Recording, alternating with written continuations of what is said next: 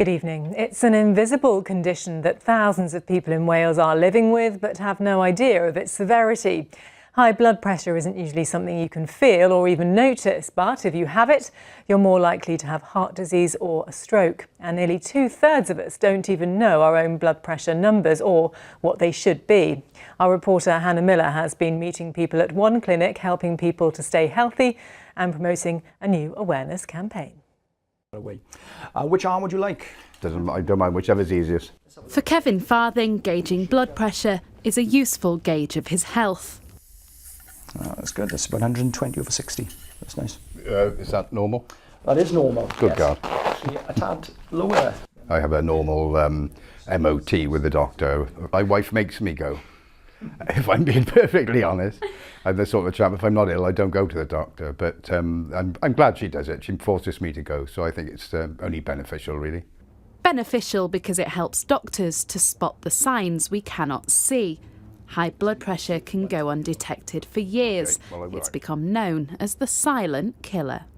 Getting checked like this is said to be one of the easiest ways of flagging up a risk of having a stroke, heart attack or heart failure. Around 1 in 3 of us are said to be living with high blood pressure, but today's statistics suggest that well over a quarter of us don't feel the need to test it at all. Are people afraid of it, do you think? Lots of people are. They don't want to hear any bad news. Most of the time, it's not bad news. It's quite straightforward. It's not a problem. The level of understanding that you need about blood pressure for it to be useful for most people is actually quite simple. It should probably be taught a little bit more, perhaps to kids and things like that, which the fact that they don't understand it enough leads to part of the fear that they won't go. I'm just going to pop this cuff on your arm. These workers are getting checked thanks to their employer. It's not something I think about every day, probably, but I suppose it is an important indicator of general health, so it's something that we should pay attention to. It's quite easy, actually. Just come in, feel welcome, you don't have to take too many garments off and it checks it for you. Done. Away with your day. A couple of minutes. This site's offering free testing this week as part of a campaign to get more people to know their blood pressure numbers. By raising the alarm early, it's claimed, we could help to take pressure off our NHS. Hannah Miller, ITV News, Newport.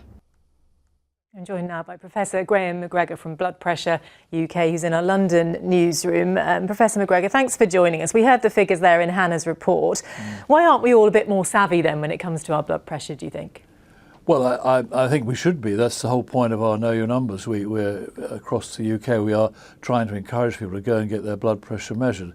They can, of course, get a machine, the pharmacist, an automatic machine which can easily do it, and we very much advocate that. Or they can go and see their GP or practice nurse and get it measured. But it's very important, as you said, that everyone knows what their blood pressure is. Could it be made more simple for us, do you think, in terms of not having to remember numbers as such, but if there was some kind of traffic light system or medium, low, high risk or something like that people could grasp a bit better onto?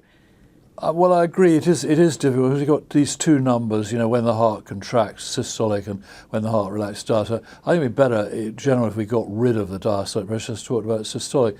It's quite easy. If it's below 120, you're not really at risk. If it's 120 to 140, you are at risk, but we don't think you should have treatment, but you should take lifestyle measures. If it's above 140, the doctor needs to consider whether you should be on treatment or not. So it's relatively straightforward. And of course, it's nothing to be worried about. I mean, it's the best thing you can have in your life, because if you're found to have high blood pressure, easy to deal with, immediately reduce your risk of a stroke or heart attack. Which is crucial, of course. And you mentioned their lifestyle changes. Run us through a few practical tips that people could start tomorrow if they wanted to lower their blood pressure.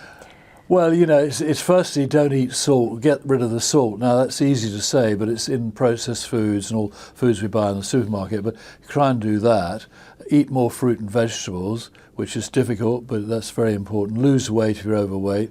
Take more exercise. And if you're drinking excessive amounts of alcohol, cut back. So if you do all that as a package, that will have a big effect in lowering your blood pressure. And everyone should really be doing that anyway, because there are other reasons to do it.